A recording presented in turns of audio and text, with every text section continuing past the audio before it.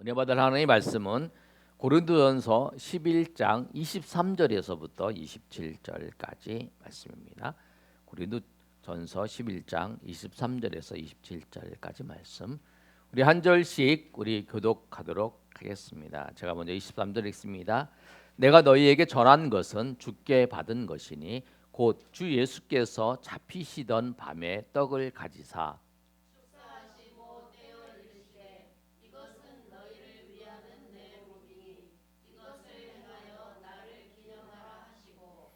식후에 또한 그와 같이 잔을 가지시고 이르시되 이 잔은 내 피로 세운 새 언약이니 이것을 행하여 마실 때마다 나를 기념하라 하셨으니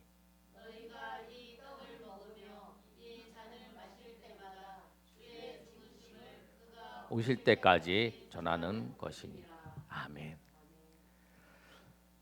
오늘 저희 교회가 항상 부활절 주음과 또 추수감사 주일에 우리가 성찬식을 합니다. 그래서 오늘은 성찬식을 하기 전에 오늘 본 말씀을 통해서 성찬의 의미에 대해서 우리가 살펴보는 시간을 가지겠습니다. 성찬식은 예수님께서 제정하신 그 성례입니다. 우리 개신교에서 두 가지 성례를 지키고 있는데 그 두 가지 성례는 뭐냐면 세례와 성찬입니다. 세례는 예수님 믿고 우리가 한 번 물로 세례를 받는 것입니다. 그래서 평소에 한 번 받는 거고요. 이 성찬은 세례 받은 사람이 성찬을 예수님이 오시는 그날까지, 성찬이 예수님 오셔서 성찬을 안 하시는 그날까지 성찬을 계속 받는 거예요. 어제 받고 또 오늘 받고 또 그렇게 할 수 있는 거죠. 그래서 초대 교회의 성도들은 매번 모일 때마다 성찬을 행하는 경우도 있어요. 근데 지금 대부분 교회에서는 봄과 가을에 또 교회에 따라서 4개월에 한 번씩 가는 교회도 있고 한 달에 한 번씩 가는 교회도 있고 그런 교회에서 정해서 하는 건데 보통 봄과 가을에 성찬식을 진행합니다. 오늘 말씀을 보시면 성찬은 누가 제정하였는가? 오늘 본문 말씀 23절에 예수님께서 분명히 말씀하고 계세요. 예수님께서 잡히시던 밤에 내가 너희에게 전한 것은 주께 받은 것이니 곧 주 예수께서 잡히시던 밤에 떡을 가지사 축사하시고 이게 이제 성찬식의 시작이거든요. 6월절에 그 절기를 지키시면서 예수님께서 6월절 음식을 먹다가 예수님께서 떡을 가지고 축사하시고 예수님께서 잔을 나누시고 하면서 성찬식을 제정하셨다라고 하는 거예요. 그런데 예수님이 그 성찬식을 제정하셨을 때의 그 날짜가 언제냐면 예수님께서 예루살렘에 들어가셔서 입성하셔서 그 목요일 날 저녁에 예수님께서 이 성찬식을 제정하셨다는 거예요.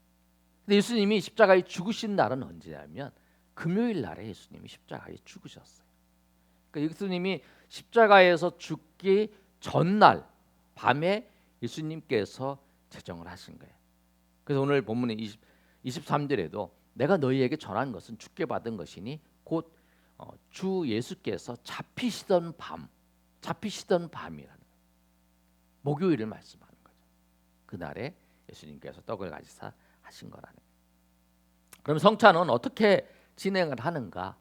예수님께서 오늘 말씀하신 것처럼 떡을 가지사 축사하시고 떼어 주시면서 말씀하셨고 또 잔을 가지시고 예수님께서 이 잔은 새 언약이다라고 말씀하시는 걸 통해서 잔과 떡을 통해서 떡과 잔을 통해서 이 성찬식을 진행을 합니다. 말씀드린 것처럼 언제 진행하는가는 아까 말씀드렸죠. 보통 현대 교회에는 봄과 가을에 또 교회 형편에 따라서 여러 가지 진행을 합니다. 근데 성찬을 왜 할까요? 우리가 성찬을 왜 하냐면 예수님께서 성찬을 행하라고 말씀하셨기 때문에 그래요. 오늘 25절에도 이렇게 말씀하고 있습니다. 식후에 또한 그와 같이 잔을 가지시고 이르시되 이 잔은 내 피로 세운 새 언약이니 이것을 행하여 마실 때마다 나를 기념하라 하셨어요. 예수님이 이 성찬식을 통해서 나를 기념하라라고 예수님께서 말씀을 하셨다라는 거예요. 그래서 성찬식을 하는 거예요. 교회가 세례를 베풀어야 되고 또 성찬식을 해야 되는 거죠. 그래서 우리 교회는 항상 여러분이 기억하실 때 부활절 즈음에 성찬을 하고 또 추수감사절 즈음에 성찬을 한다라고 생각을 하시면 됩니다. 그럼 언제까지 하느냐? 16절에 있는 말씀을 따라서 너희가 이 떡을 먹으며 이 잔을 마실 때마다 주의 죽으심을 그가 오실 때까지 전하는 것이다. 이 성찬을 통해서 네가 성찬을 왜 하냐? 예수님께서 나를 위해 십자가에 죽으셨다. 그리고 나를 위해서 예수님께서 죄를 대속해 주신 것을 확증하시게 부활하셨다라고 하는 것을 우리가 전하기 위해서, 또 그것을 우리가 기념하기 위해서 우리가 성찬을 행하는 거예요.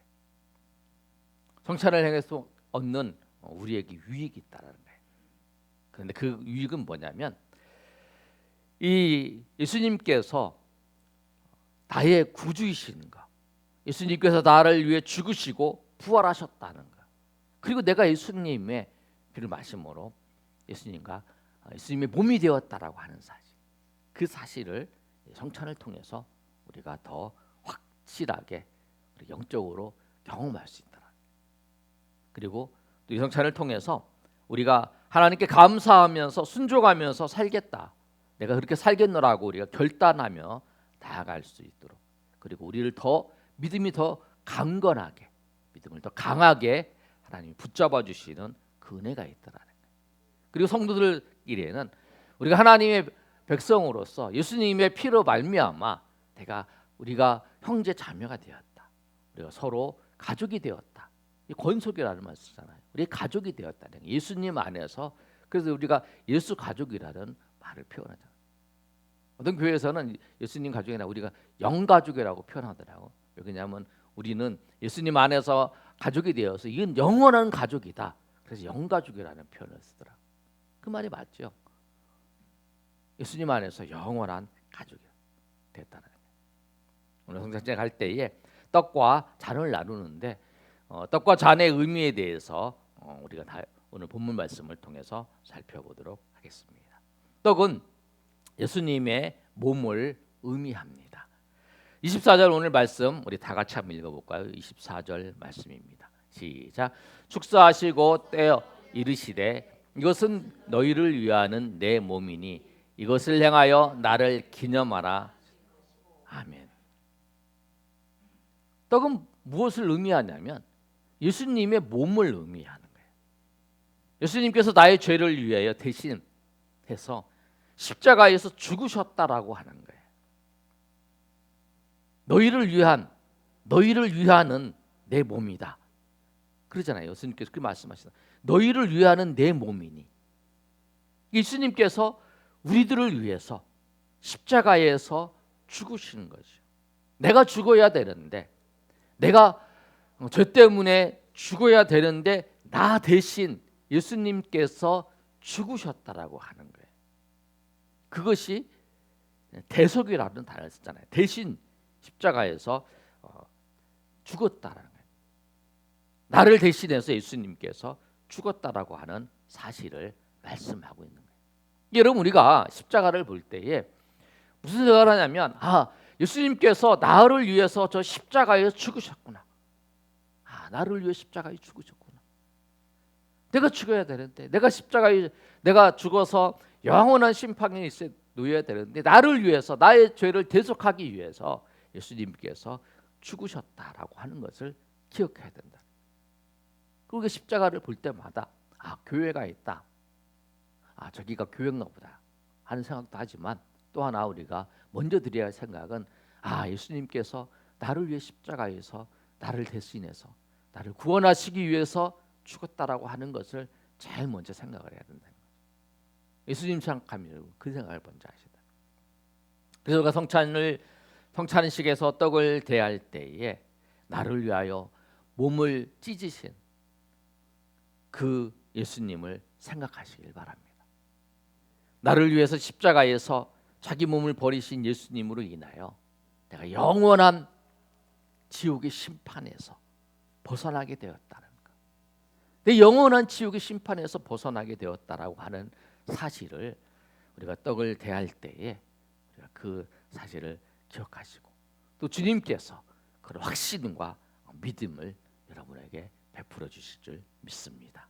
그래서 이 성찬식을 통해서 여러분의 하나님의 우리를 구원하신 구원의 확신과 기쁨이 더 충만하시기를 예수님의 이름으로 축원합니다.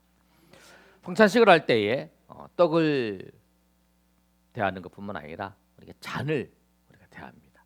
이 잔의 의미가 뭐냐면 잔은 예수님의 피를 의미합니다.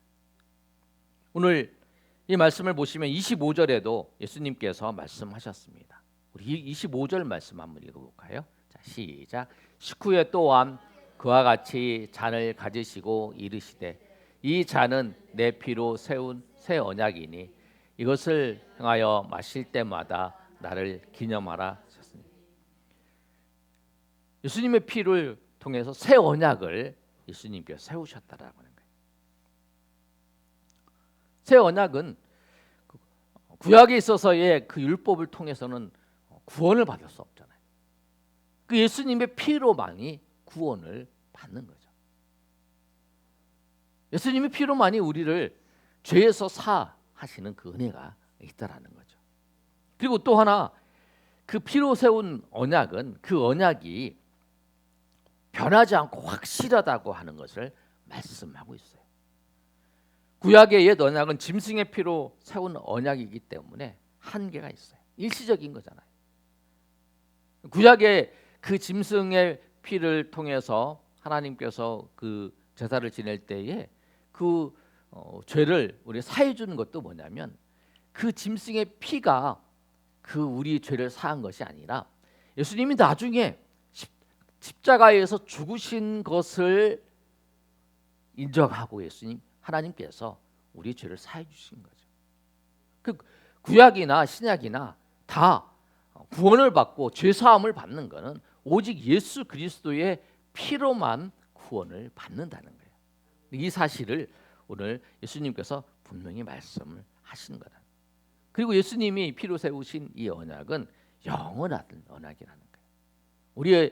우리 약속한 것들 다 그것들이 다 파기될 수도 있잖아요.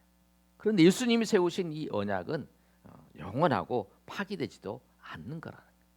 우리가 그 피를 생각할 때마다 예수님이 나를 구원하신 이 구원의 은혜의 언약이 약속이 변치 않는구나. 나를 위해서 구원하신 그 구원이 영원하다는 사실을 우리가 꼭 기억하셔야 된다는 거예요. 제가 이 성찬식 하기 전에 설교를 하면서 꼭 비유를 예를 드는 그 이야기가 하나 있는데 본회포에 이런 말을 한 거였어요. 혼인이 언약을 보존하는 것이 아니라 언약이 혼인을 보존하는 것이다. 굉장히 중요한 말이에요. 하나님의 말씀이 우리를 보호하는 거예요. 언약이 혼인을 보존하는 것이지 혼인이 언약을 보존하는 것이다. 내가 하나님은 우리에게 언약으로 말씀을 주셨어요. 주일날에 하나님 앞에 예배하라. 그리고 이 주일날에 하나님 앞에 예배하라는 그것이 우리의 믿음을 세우는 거라는 거예요. 우리가 믿음이 있어서 하나님 앞에 나와서 그 약속을 지키는 게 아니라 그 하나님의 말씀의 언약이 우리를 지키는 거예요. 그래서 주일날 올 때 어떤 경우에는 힘들 때도 있잖아요. 피곤할 때도 있고. 그리고 그렇지만 하나님의 언약의 말씀이기에 피곤해도 오고 하나님 앞에 나와서 예배하고 힘들어도 하나님 앞에 예배하고. 왜? 하나님이 우리에게 약속하신 그 말씀이니까. 근데 그렇게 하다 보니까 우리의 믿음이 든든하게 세워지는 거죠. 하나님의 말씀을 따라서 그렇게 하니까 우리 믿음도 세워지고 또 하나님의 말씀을 따라서 하다 보니까 하나님의 은혜도 경험하게 돼요. 그렇다는 거예요.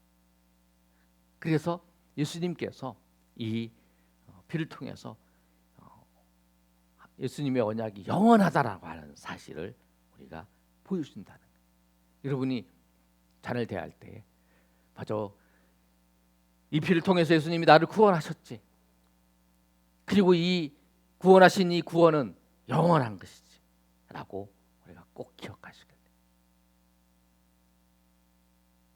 우리가 손을 딱 잡잖아요. 손을 한 손이 놀라고 막 그래요. 근데 한 손이 이 오른손이 꽉 잡고 있으면 이 손이 떨어지지 않잖아요. 하나님 그러신 거라. 하나님이 이 자네의 피로써 언약을 맺으신데 너희 구원이 영원하다는 거예요. 변하지 않는다는 거예요. 왜? 너희는 흔들려도, 너희는 막 빼려고 해도 하나님이 우리를 꽉 붙잡고 계시다라는 거예요. 은혜로 우리를 붙잡고 계시다라는 거예요. 그 은혜로 붙잡아 주셔서 우리를 하나님께서 인도해 주신다라고 하는 것이 이 떡과 잔을 마실 때에 우리가 기억할 수 있는 거예요.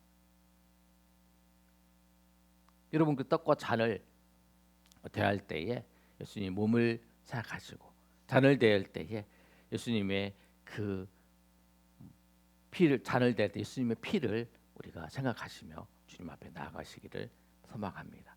그러면 우리가 이 떡과 잔을 대하는데 주님이 재림하실 때까지 우리가 성찬을 행합니다. 성찬을 행하면서 우리가 해야 될 것이 무엇이냐면 예수님을 전해야 되는 거예요. 오늘 말씀에도 이렇게 말씀하고 있잖아요. 26절 하반절에 너희가 이 떡을 먹으며 이 잔을 마실 때마다 주의 죽으심을 그가 오실 때까지 전하는 것이다. 아멘. 우리 26절 한번 다 같이 읽어볼까요? 자, 시작.